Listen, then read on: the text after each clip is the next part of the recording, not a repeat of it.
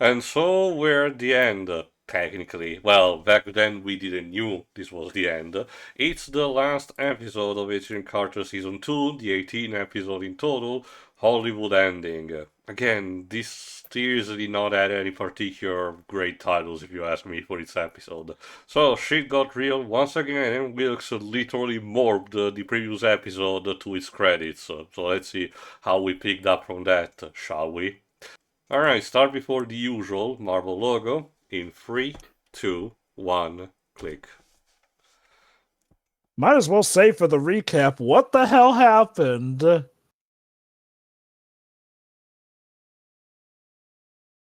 Oh, what? Oh, what? You don't want to include the integral part about how Peggy had a fever dream that launched her into a completely different world? Oh, they're doing the whole series recap for this, I Just see. in case. Also, yeah, I guess to the show's credit, I did forget there was a bit where Peggy actually did kiss Wilkes. Though I think it kind of says a bit to the season's sloppiness that it had been so long that I completely forgot she even showed feelings for Wilkes. It really is just the weakest link in all of this, the love triangle. I know that they didn't know at the time. Well, okay, I don't know for certain when they were informed, but assuming they didn't know, I can imagine that in a reality where this show had not ended with season 2, that they would have learned from it and, combined what worked with season 1 with bad of season 2.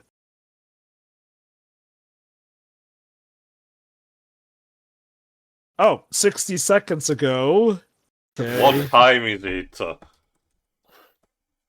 Now, one thing we do know is like, well, in spite of our wondering about, this or that, we do know that apparently the reason the show was canceled was because viewership was apparently slipping in season 2, essentially. How much of it has to do with maybe just the changing tide of the time, people watching something else, or people maybe not liking the season as much? I don't know, but apparently, and mind you, specifically, this is for the time. This was apparently a relatively expensive show to produce, essentially. I guess it wasn't making the same numbers that, say, something like Agents of S.H.I.E.L.D. was making. Oh, so it looks like Wilkes beat them to the punch, actually. Yeah. I love that. Nope, wasn't me that blew that up. So I guess we're just gonna forget we were holding each other at gunpoint for a second And there. in case you're wondering if I recall correctly, yeah, that's also the FBI asshole Vernon done with this. I mean, it kind of makes sense because this dark matter has been pulverizing people Oh, left and right. Howard's going to be in this. Mm-hmm. And yet, Jason is the one who survived. I mean, it's kind of like Nitro drove, it just can potentially explode and reconstitute.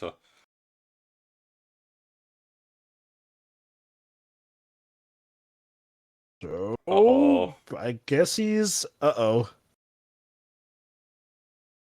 Oh no, it's Tinker Rescatter from Ferngully, Hexus. Oh god, are we gonna get a song about pollution? Days Hmm. about a lost time accident. How are you Oh, still I really am hard alive? to kill. And unfortunately, she absorbs all the dark matter that Wilkes had expelled. Yeah, We sure. are Venom. Sure, Jack. I'm sure your dinky pistol is gonna do something to the girl who was bulletproof. Yeah. So, what do we do now? Run away! Run away!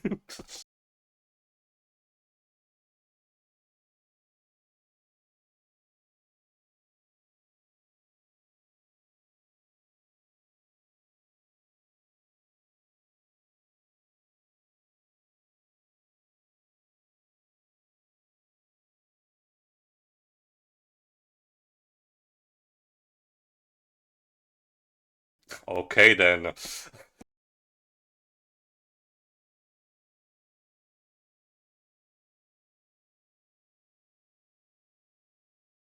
Okay, I'll give you this. Also, Whitney, you were letting a guy with a, moving impediment actually outrun you. That's like Sonic 1 I tier guess of, why are you even bothering? I'm guessing the idea is like she was so cocky that she's like, "Oh yeah, you run. I totally still got She was you." saying about the whole, oh, you can run, but I will reach you eventually. But, that's not an excuse to hurry up.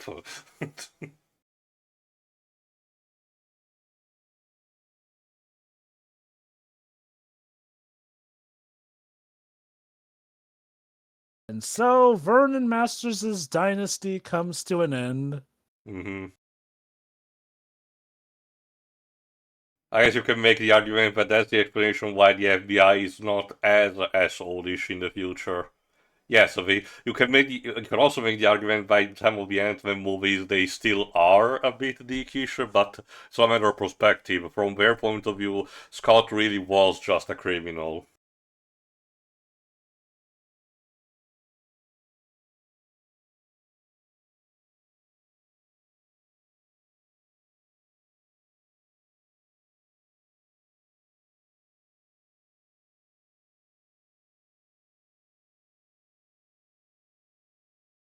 Jova, did I ask you about what you thought of Dominic Cooper's American accent? I think you did in No, season actually. Oh one. right. Oh right, yeah, Dominic Cooper's actually not American. Yeah, he's from London. He's fine. Honestly, it probably helps that he's using that sort of, I guess, Varick American accent is the best way to put it. You know, like that old flappers, 1920s, 1930s, American can do businessman one.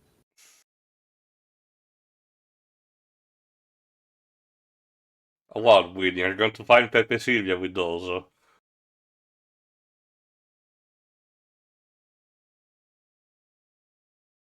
I finally found it. I know who Mike is, I swear.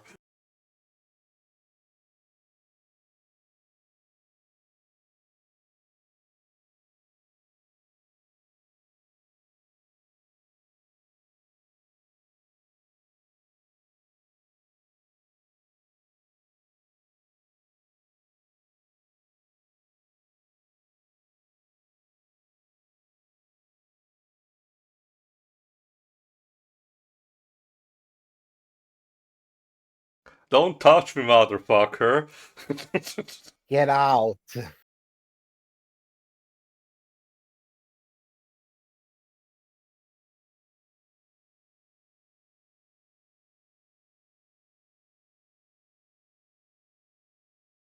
I'm not obsessed. I'm not crazy. I'm just on the threshold of changing life as we know it for everyone and putting it under my rule. Well, more than one ray considering all the bloom.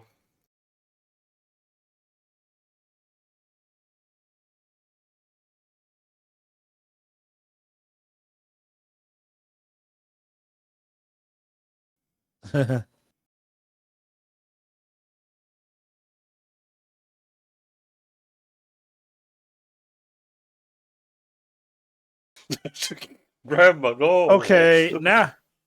Okay, I really do get the feeling she must have been the original boss, because Joseph, holy do you truly crap. love this woman?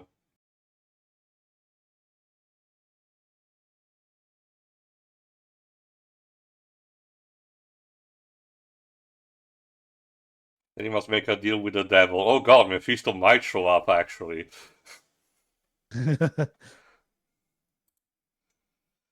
Let me check who Grandma is played by.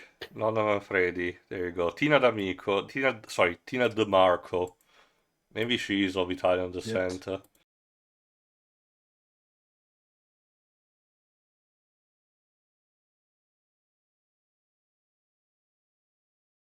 I'm guessing that by this point, it would have been a series staple to basically have Dominic Cooper show up for each season finale. Yeah, just to, make the consistency, could flow better.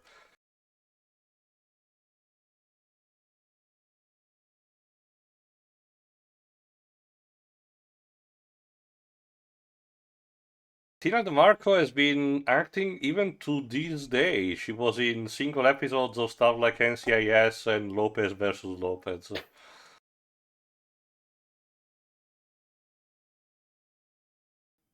This is a stick up, I guess. So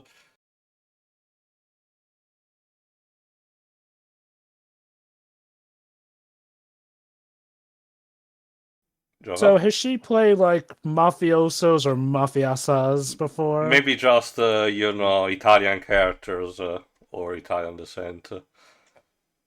So is she Italian herself? It doesn't state specifically. It mentioned that she was born in California.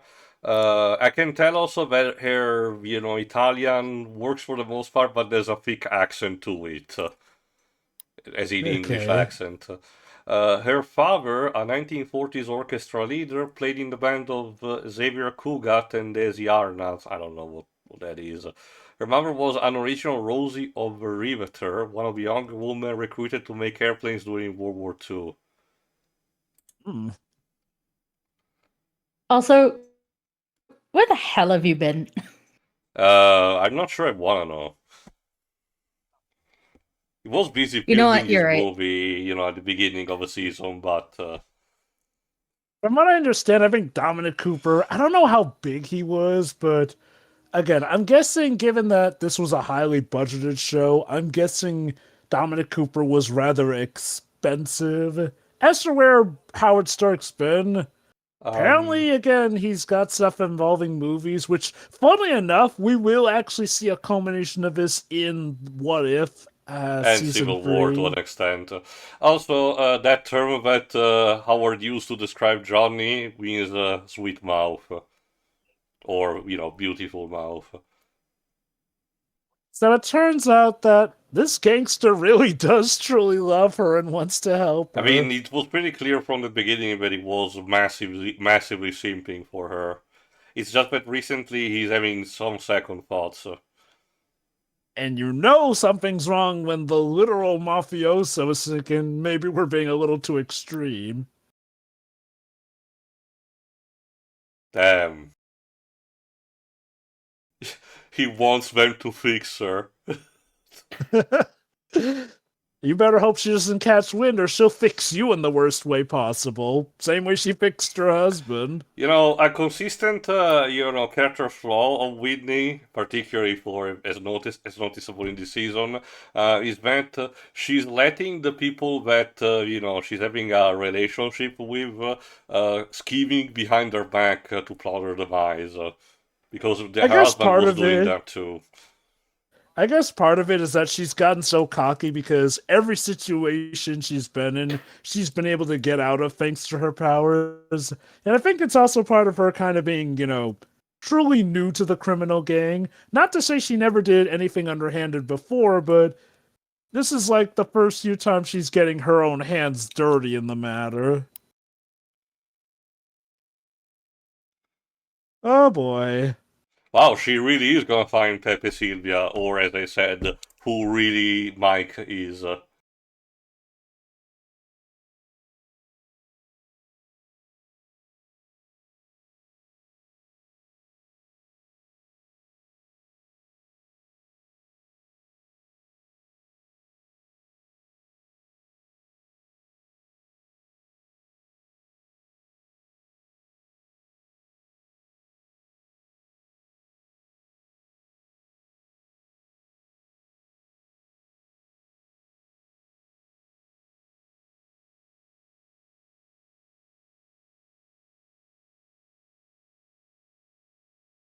But don't you know how to charm a lady?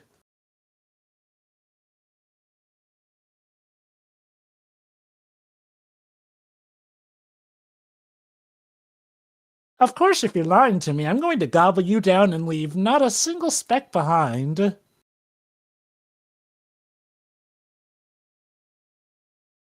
God, what does it say when the mafioso feels like the scared one in the relationship? Hmm.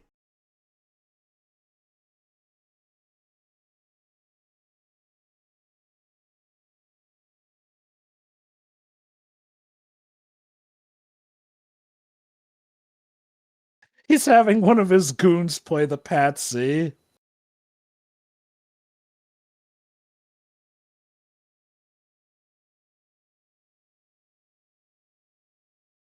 Uh-oh.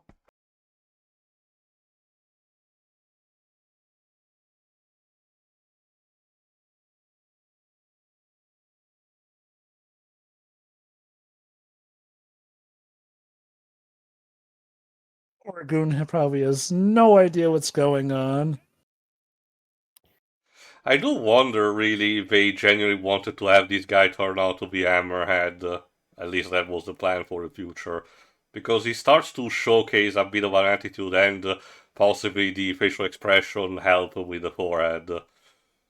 Okay, I forget if by this point we had figured out Hammerhead's true original name since, before he became Hammerhead. Maybe this is a reference to it? Like I said, well, to be fair, like, I keep forgetting that no, since it's so heavily tied to Spider-Man, they might genuinely not had the rights to him. I'm trying to remember if Hammerhead was one of the few Spider-Man characters Then again, that so could be separate because so technically should Winnie Kingpin. Frost, so I don't know what's going on.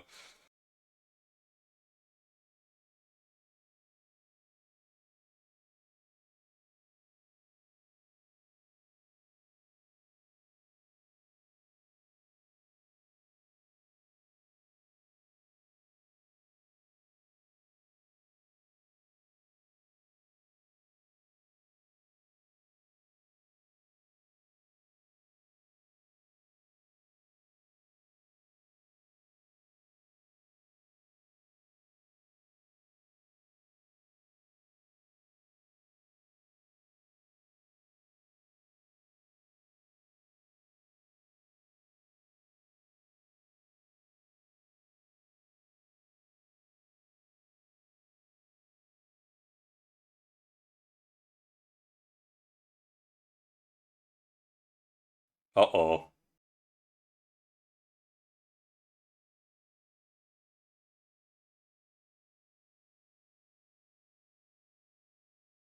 oh shoot! Wait, this is part of the bit, right?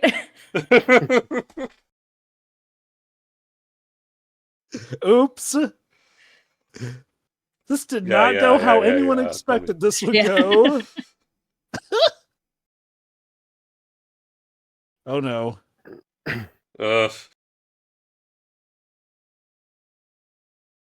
Sousa. Just a simple Are you touch sure up to she fuck won't the notice equation. that? To be fair, he tried to imitate her calligraphy. Whoop! Sure, yeah. Oh, god damn it. Oh no!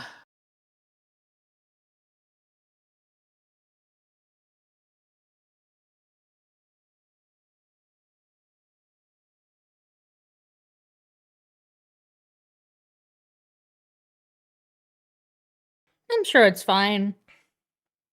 Wah, Gotta feel wah. sorry for that poor goon if it really turns out if he was either telling the truth or telling the most convincing lie out of desperation. It's kind of like that guy that Liam Neeson's character in Darkman swaps identity with Paulie, I think it's called, where, yes, he was still working for the organization, but he wasn't doing the things that he got accused of, and then he gets defenestrated. Huh. Speaking of legality, yeah, apparently these three were discussing naming rights. Go figure.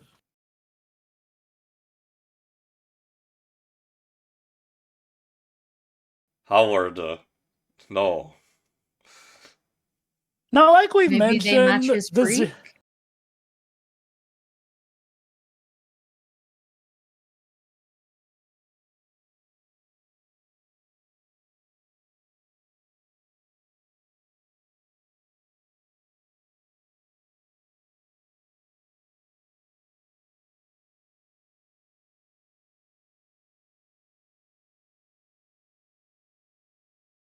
I told you, she might become some sort of a hulking creature.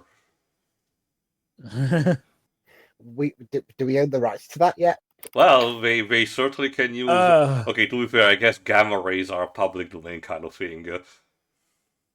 Remember, I think it's still the the case where Hulk can show up in a movie, but it can't be his own sole movie.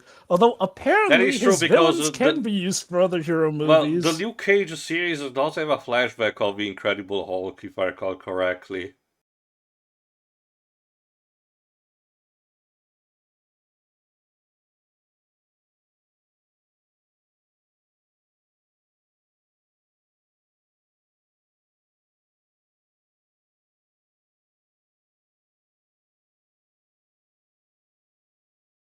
In that case, though, I think some of the Hulk tertiary characters are more fair game. It's Hulk himself that Universal might be uppity about.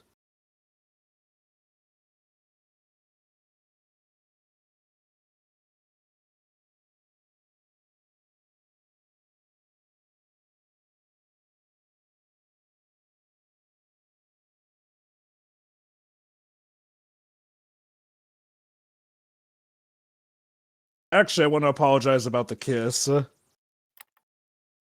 Oh my What? god.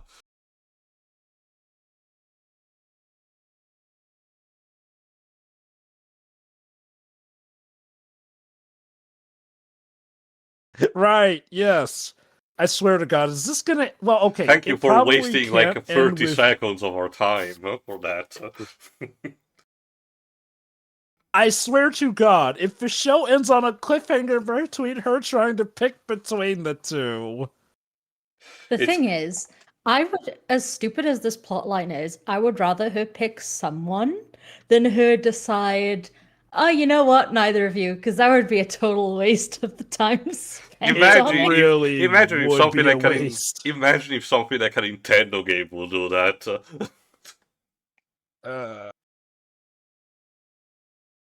Although, that was part of the equation that eventually gave the internet Bowsette, so thank goodness for mixed blessings, Oh, I even guess. more reason for me to detest that though.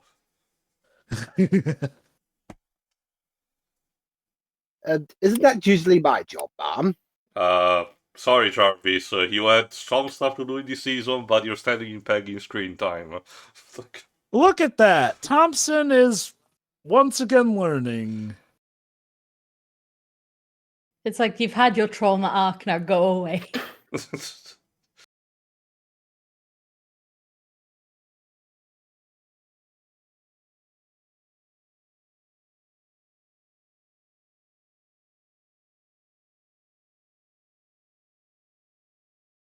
Oh, something more from Vernon Masters? The incriminating file that he had on Peggy.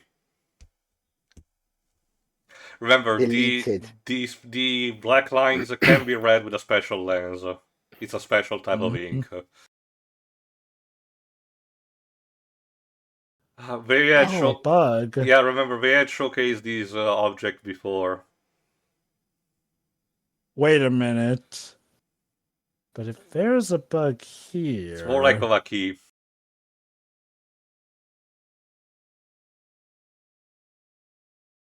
This will be the MCU's Keyblade design. Well, that would be terrible. Remind you that they gave Riku a literal car key for his Keyblade free blade. You son of a bitch.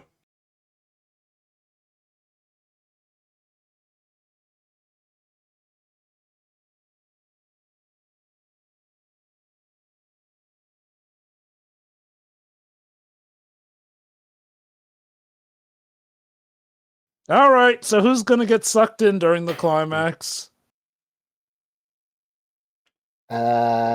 Everybody, because remember, this didn't get a season 3, and that was supposed to be the cliffhanger. That's They my all guess. died. The end. But how come Peggy's an old? We see Peggy is an old woman in the Winter Soldier. Ah, don't you Clone. see? Don't you? Or Oh, yeah. or alternate universe swapping. The fact that both are common enough that either is viable. Like, you think Spider-Man's the only one who's had problems with clones? Oh, no. He's just the most famous. I mean, it is one. one particular trick that evil scientists tend to have. So You play golf with it. Howard Stark does as he pleases. It's kind of like Doctor Doom with the trumpet.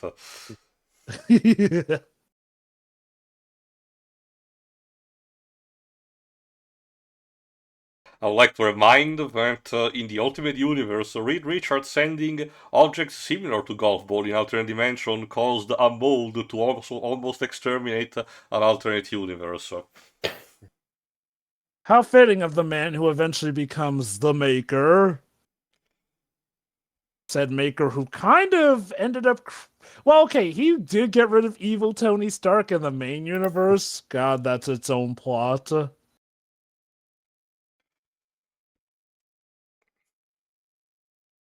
More information than we needed, Doctor. Yeah, really.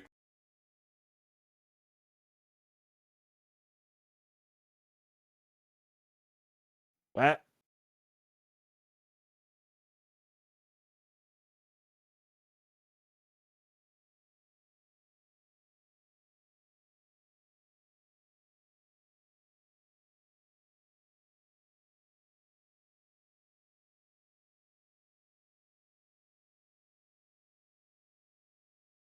Well, given that you don't show up in the short, though, when she forms S.H.I.E.L.D., I do wonder if she does actually rat you out.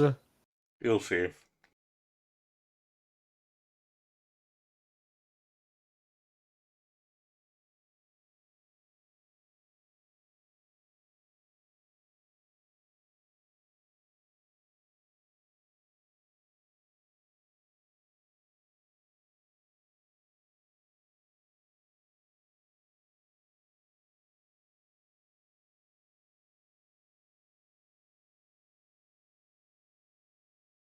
I swear, I have seen so many cliffhangers that involve, of course, a key that no one knows what it is to.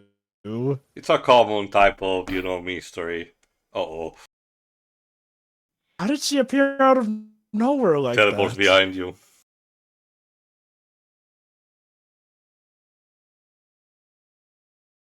I think he did.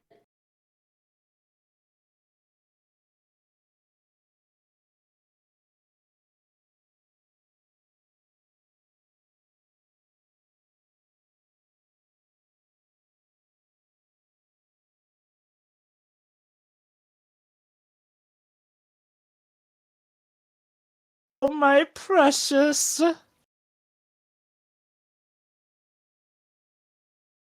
Oh no, the bloom is critical.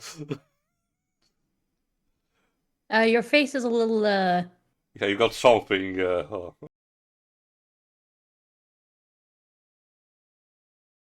no, my light, it turns into a crappy special effect. Whoa! No.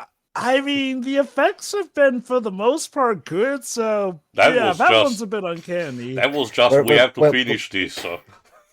We're near the end of the series. Yeah, basically. So yeah, now Whitney returns as a normal human being, meaning that she's powerless.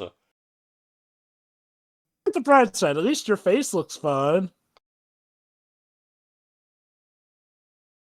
Like that line, you look pretty in prison. So well, yeah, that was easy. yeah. So the real climax Yeah. is basically now having to close the rift.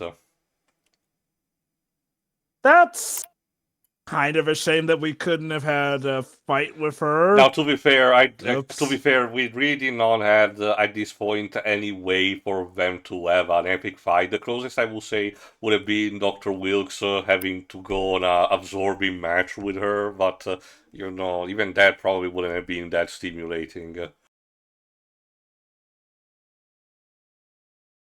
It has a similar issue to one of the few problems I have with The Incredibles, in that the villain's kind of so OP compared to the heroes that the only way to have them win is a rather anticlimactic way. Susan, what are you doing? What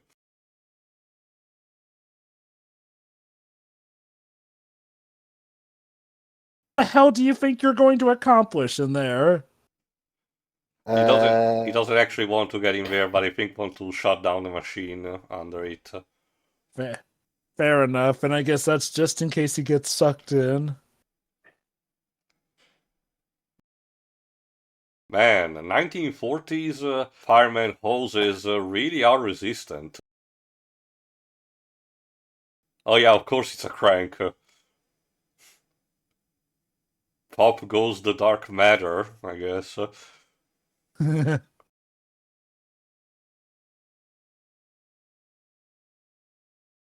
Epic hero music and everything. Actually, we didn't really check who has been the composer for these seasons. Let me see.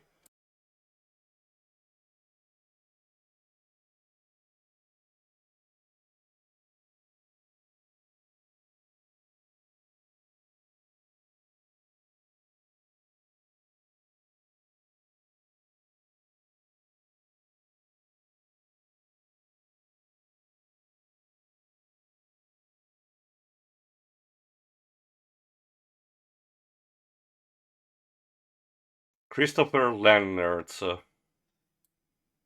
Can't say I recall that name. The name does ring a bell. Let's see. Oh yeah, he's done a lot of TV. Oh, Did he now do not a the time, my dude. Jesus. You see, that was the most essential thing he had to say at the moment. Of course. Oh goody, this I guy. mean, honestly, it's perfectly within character, but I still want to punch him in the mouth. Oh goody, this is the guy that the score could compose for a couple of the Salzburg movies, like Meet the Spartans and Disaster movie. I guess at least if I recall correctly, the music was the least of Yeah, those movies' well, and the problems. score for these seasons have been fine.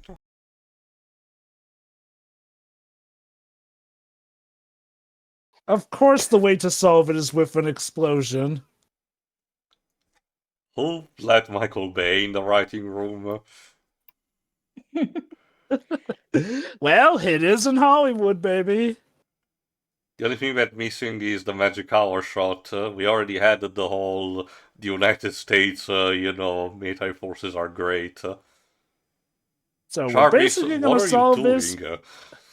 He's going to send a hover car in there and blow it up. Howard, why did you invented that?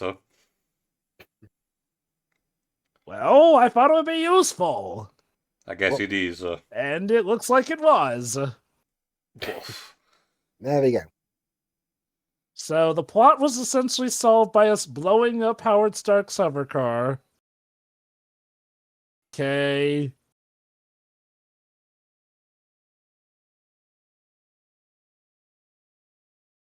I guess it was nice that Whitney Frost didn't choose to assimilate him too. I guess she just She just knocked went for him the out. bigger fish, yes.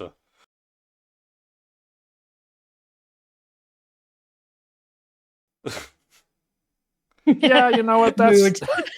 that's understandable.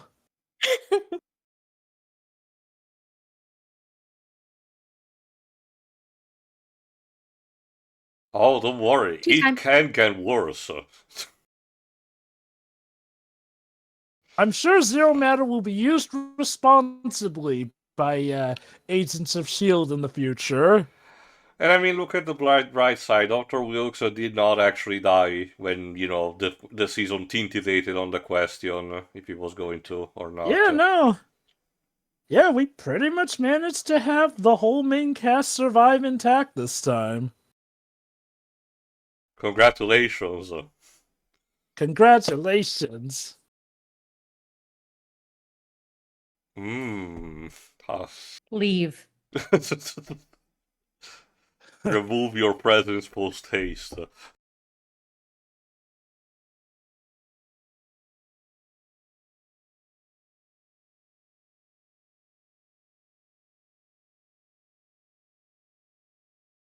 Perhaps in another universe we could have been friends. If it's any consolation, Susan's probably going to lose too. You don't know this, but I got an inside tip that Captain America may have discovered time travel. He's gonna use it to do the cuck of all centuries. Also, don't worry with Dr. Wilkes, it could be worse. You could be white in another universe. Like the multi-generational cuck arc. Jesus. There probably is an anime or manga where that's happened. I mean, the NTR tag is a thing, Jova.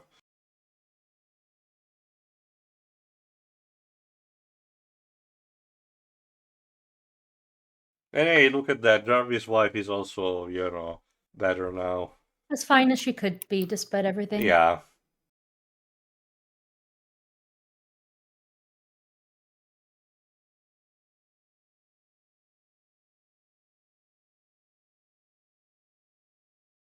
You know, it would have been interesting if Jarvis's wife was named Sharon, because then that would have.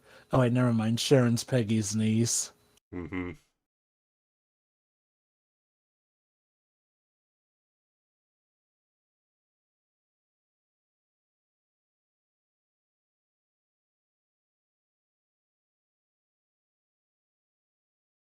I didn't want to say goodbye anyway.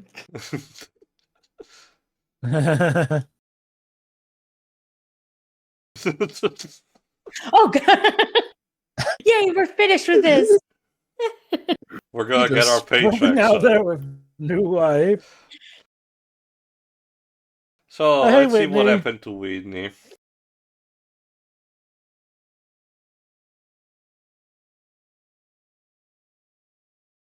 Get it to the Masque of theater like before. Again, I understand what they're trying to do, but I'm sorry. This character works fine Wait, to is that me. her husband she's Oh, you talking see. to? This character works fine on paper, but it really is just an e-name only type of, adaptation of the character. More on that for the Shoot, they final didn't even thoughts. show. They didn't even show her with a mask on for a few seconds. Remember, this is the It's all franchise that fine. was He's not afraid of really showing. there. This was the franchise that was afraid of showing Baron Zemo with his balaclava. Oh, I'm so glad that you're here and you understand me. Well, to be fair, despite everything, her mafioso pretty boy is still simping for her. That's actually dedication. That said, apparently she's so far gone that apparently she might even use the flowers to try and claw her face up. See, ironically, now she misses the scars. Yeah, she has them in the same place right now. But like actual scars this time. Oh, and I guess we're done with that scene. And as far as we know, Whitney Frost has remained there for the rest of her life. It's a continuity problem that they just did not continue in any of the movies or series. Yeah, and I don't think she's even been referenced anywhere unless you count Zero Matter and S.H.I.E.L.D. Agents of S.H.I.E.L.D. Yeah.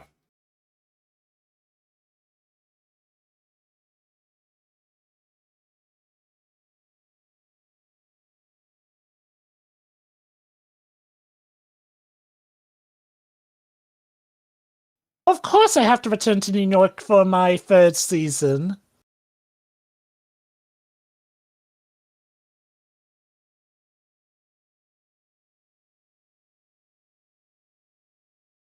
What? Well, how about a shawarma instead?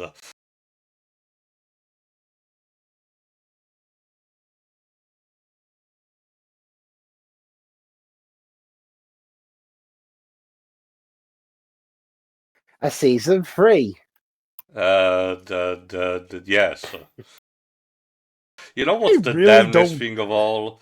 Up until 2016, around the release of a Doctor Strange movie, there was a game that I was playing a lot called Marvel Avengers Alliance, which was having dedicated MCU tie-ins and an excuse to introduce comic book-inspired version of the characters tied to movies that were released so that non-comic book fans would understand better what their source point was.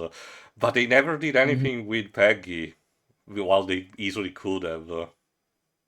Wait, really? Yeah, they were That only feels having like a ties weird to the omission. movies. And they were Trying to remember. actually going places in referencing mid to obscure stuff like the Hellstrong family, for example, way before it got its own TV series, obviously. And here we go. Like I said, better than nothing. More on that in a second because the episode is almost over. We have one more plot threads to wrap up. So the implication, I guess, is that she was going to stay in Los Angeles to be with him. I really don't get this idea of moving Peggy to LA, essentially.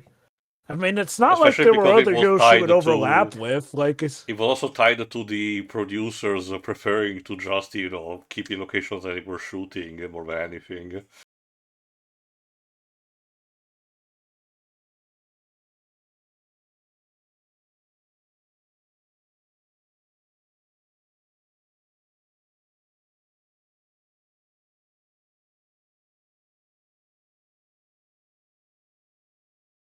Oh, And yeah, that's how we end. Chad Michael Murray could not stop a bullet from a hitman. We don't know, and yeah, because this is the end of the season and everything, we don't know who this person is. Could be Dottie wearing a disguise, I don't know. This has never been referenced. As far as we know, So we And just end with him being dead.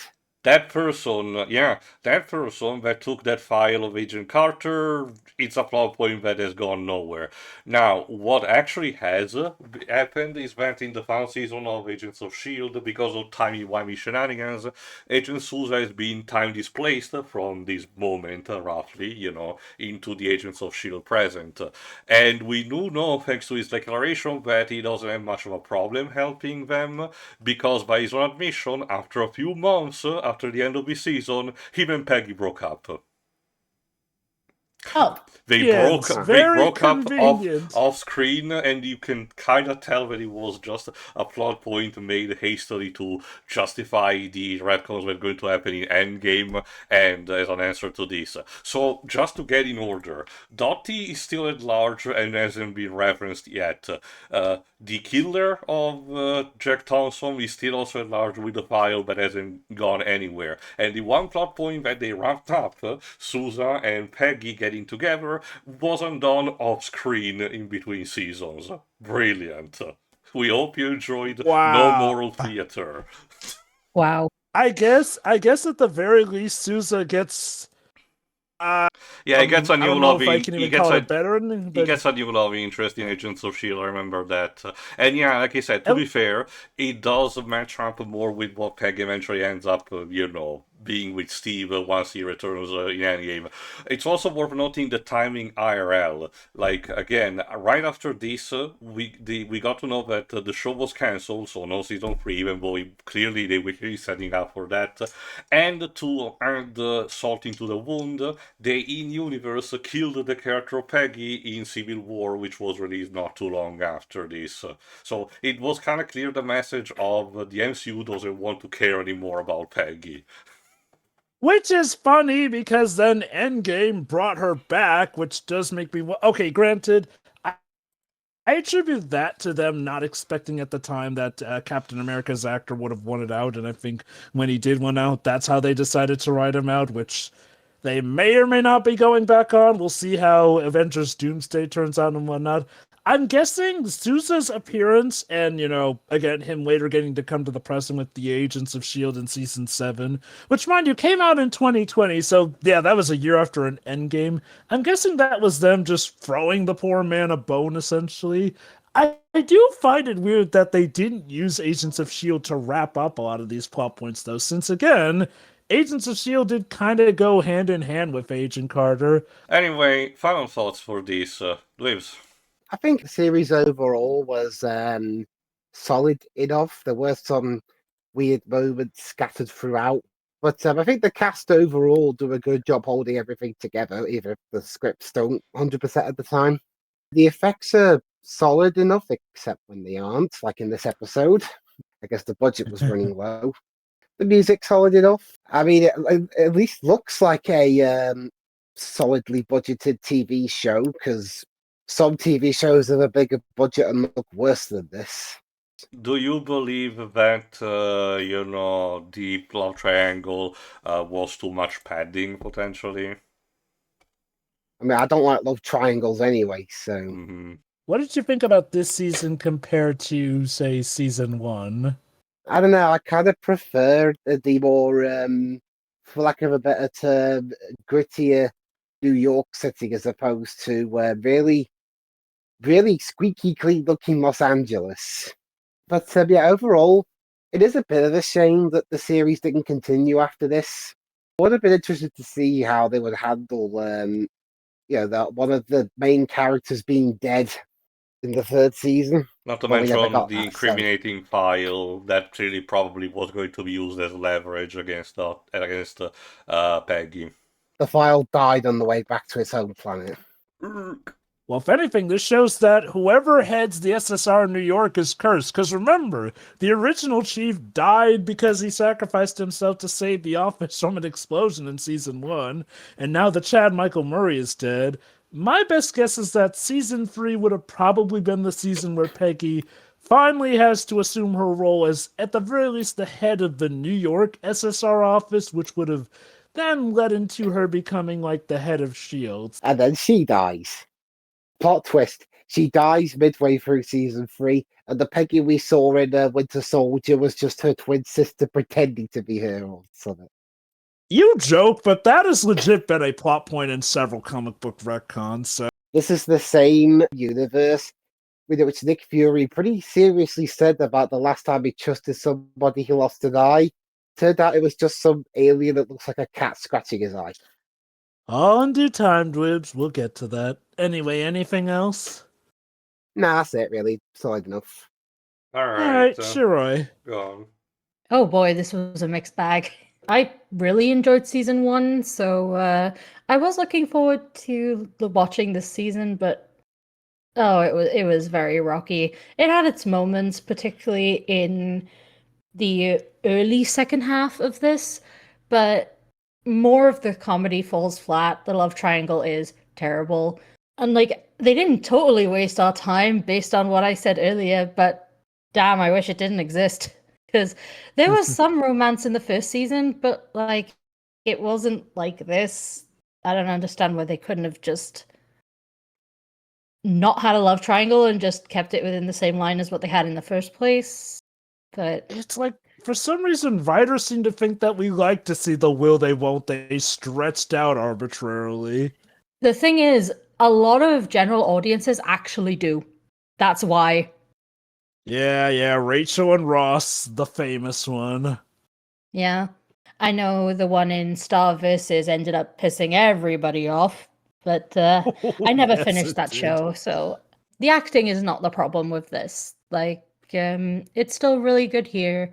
Shame we won't get to see any more plot points because, yeah, it got cancelled.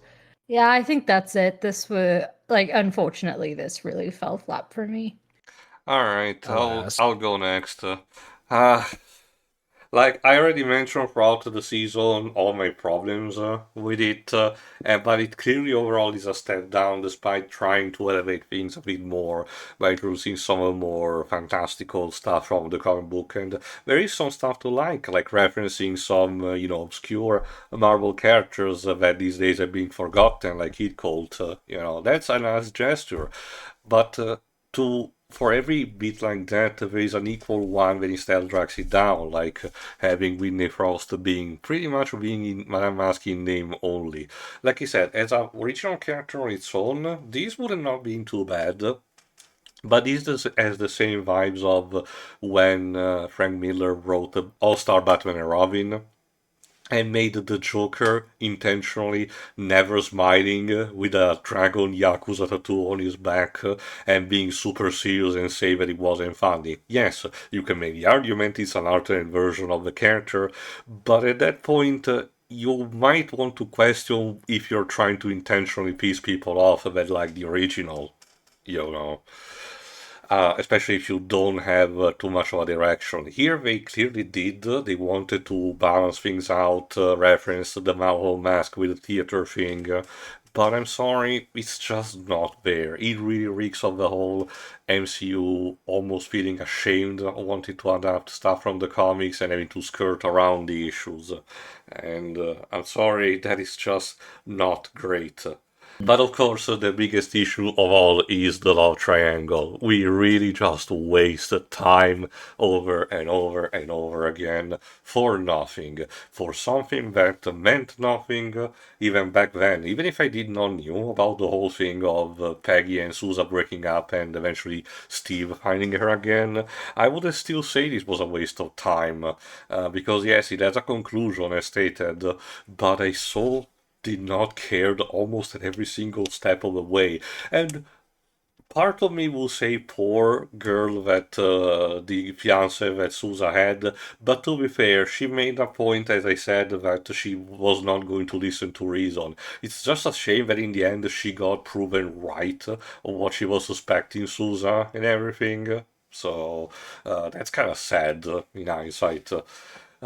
Still feels too contrived for me, which really just describes about the whole issue. As I said, and as the rest of you also said time and time again, the first season did not really needed this. Yes, and as I stated in the first season, it is not a problem that Peggy, should decide to move on through Steve instead of having to be attached, because otherwise we end up in Wonder Woman 84 territory, and we definitely don't want to do that. But this is not the way to do it. I'm sorry. It's just padding for the sake of padding. You can make the argument potentially that removing the whole love triangle thing would have had the season being still at 8 episodes instead of 10. This feels like we have almost in 2 entire episodes worth of that subplot that could have been just trimmed away. Maybe that was what's happening. The executives told them that they had more episodes, so they had to find something to fill it up.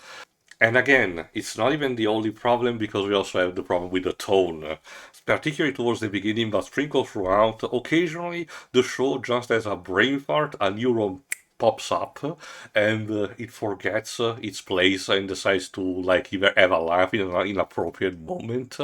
Only occasionally this type of comedy works, like in this very last episode when Jarvis and Howard run over Whitney Frost. I argue with the car at the beginning.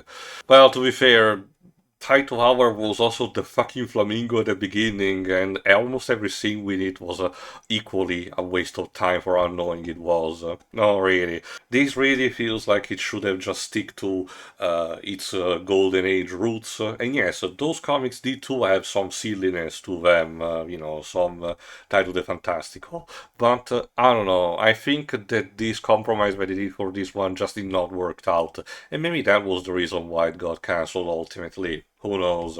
That being said, I still would have wanted a season 3 just to ramp things up, because, like I said, even outside of just the ending where Jack Thompson is killed, we don't know who the killer is, nor what happened to the incriminating files.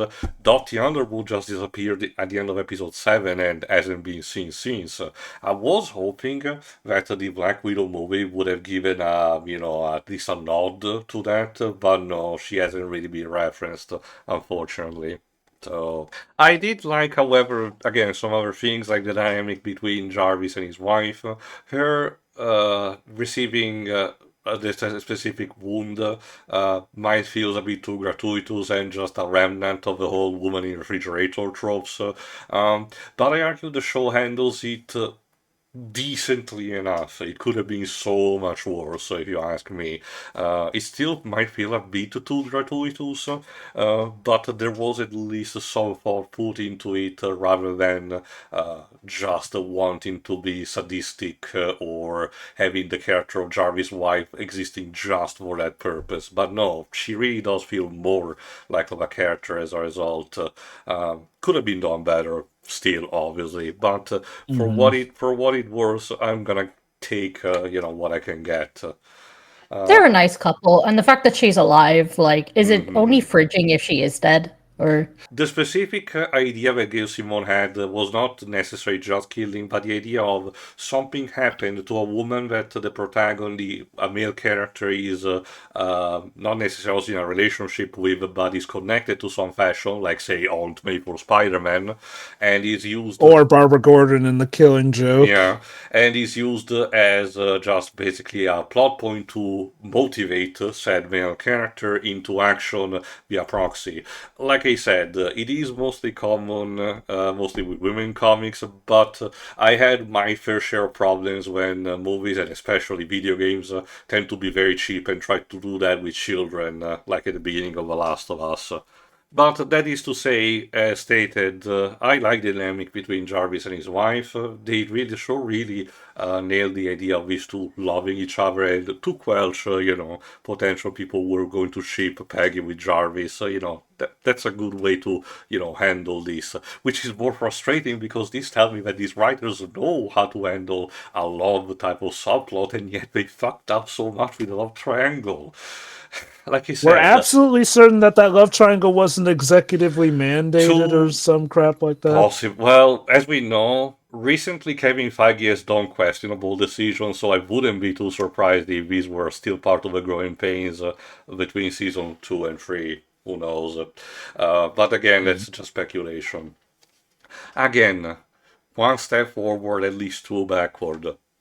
This season is clear a step down. I still liked some elements of it, but I can understand why it was cancelled after, even if I personally wanted to see a conclusion of it, obviously. But what can you do about it? Joe? Overall, I have no regrets from checking the show out here and there. That said, I'd be lying if I said that Season 1 did not carry the majority of my enjoyment for the series as a whole. And the thing is, Season 1 was really just relatively well put together and tight. It wasn't perfect, mind you, but it was a very unique take on what we could do with non-powered people in the Marvel Cinematic Universe, essentially, adding in stuff like detective noir elements and whatnot. Season 2, conversely, seems like it's trying to fit Agent Carter more in line with what you expect from an MCU project. Not even saying that makes it bad, but it feels a lot more Golden Age superhero-ish. And mind you, that's mostly with like when it's at its best writing. At its worst, it unfortunately encapsulates a lot of the MCU's problems. Well, only specifically when they are problems, I should emphasize essentially. Bad jokes, imbalanced tone and pacing and whatnot, plot points that either go nowhere or are clearly just being held over for a cliffhanger and whatnot. And okay, to be fair on the cliffhanger element, as far as they knew, they had no reason to suspect they weren't getting a season 3. That said, I do wonder if there was at some point where maybe they could have had just a little time to shoot a more conclusive ending then. Or, again, who knows, maybe they only found out after Season 2 aired. I don't know, essentially. Part of why I do raise the question on if there were executive mandates in play, though, is like, again, we've seen that these writers can do better, and we see a lot of that still in Season 2, which seems to clash with a lot of their own ideas and whatnot. So I really do have to wonder stuff like the love triangle was executively mandated, because there is no logical reason in my head for why we had to go through that song and dance, pun very much intended, to get Peggy and Sousa together when it already seemed like they were going to be a thing at the end of Season 1. All Season 2 did was just extend it and, oh yeah, give her another potential love interest, which, I'm gonna be honest, half the time I forgot he was even supposed to be a love interest since, yeah, they did have a growing bond and friendship and a few kisses, but I don't know, it felt much more one-sided when it came to Wilkes and Peggy. At least that's just my 2 cents, essentially. Like the others have said, the actors are not the problem. Everyone was giving 110%, and Whitney Frost is interesting as a villain. Shame she falls into, again, a problem that was kind of with a few MCU villains, a lackluster end and finish, essentially. No climactic battle or anything, it's just, oh, she basically gets Looney Tunes baited when you think about it. Literally drawn to a Hollywood set and everything. I mean, it's nice to see that the mafioso guy still cares for her in the end, but, that's it.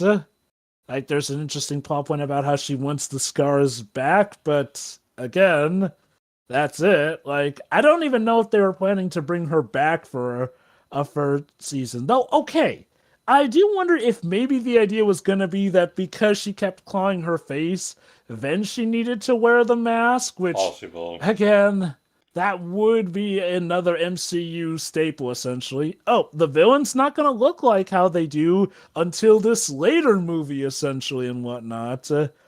That said, I do have to agree with Tio that it is frustrating that, well, again, unless that's what they were planning to do, she is Madame Masque in basically just name, essentially. Otherwise, like, she doesn't share a lot of the motivations of Madame Masque. She doesn't share the same criminal element as Madame Masque. She has superpowers unlike the actual Madame Masque, so... Actually, come to think of it, I don't think she's even called Madame Masque in the series. No. You just have to, like... I mean, yeah, she has the name Whitney Frost, but otherwise you wouldn't even know she's supposed to be Madame Masque. Like, I guess it's a step up from Buck in, Dark Phoenix, but still kind of on that same It's wavelength. kind of similar to how Season 1 handled Dr. Faustus, remember? I guess at least with Dr. Faustus, he had, like, at the very least, the elements of him. And to be fair, the original character didn't have superpowers either, so at least they were doing something that is like, okay, I can get that this is supposed to be the MCU version of that character. Whitney Frost, though, it feels like if you were trying to make, like, let's say you were making a character called Joker, but he has superpowers like Poison Ivy, in which case, what are you doing? Why? I don't get it. I mean, I kind of do get it because, again, like you mentioned, even at its best, the MCU had that hinting that it was kind of embarrassed of its comic book roots, which is just, no, not the way to go. But yeah, okay, that aside, a special mention goes to episode 9 for having the most what the hell am I looking at opening here? Like, I legit wonder if they were just trying to plug up a few minutes in that one with that song and dance, because otherwise, again, congrats! You gave us a musical number based off of a love triangle that, well, doesn't even matter in the long run, essentially. I do wonder if an original draft was supposed to have this scene as a representation of the dark matter inside Peggy's body, altering potentially her mind, but she was resisting to it. But to be fair, as showcased, Whitney Frost absorbed it from her when they went to steal the body uranium, so that was a moot point by that point. Now, to the overall credit of both of the shows, maybe there are some plot points picked up in Agents of S.H.I.E.L.D. aside from Susan that are just so specific that even the Wikias didn't think to mention them. Maybe we'll see, but all the same, even if that's the case, it's unfortunately still a mark against this show. And yes, the cliffhanger ending is one thing. I argue there are other elements we did not need to leave hanging. I do not think we needed to let Dottie Underwood go out free into the world, given how that kind of lets her get away with, well, everything she did. But again, to keep myself from rambling, Season 2 as a whole just feels like a mess.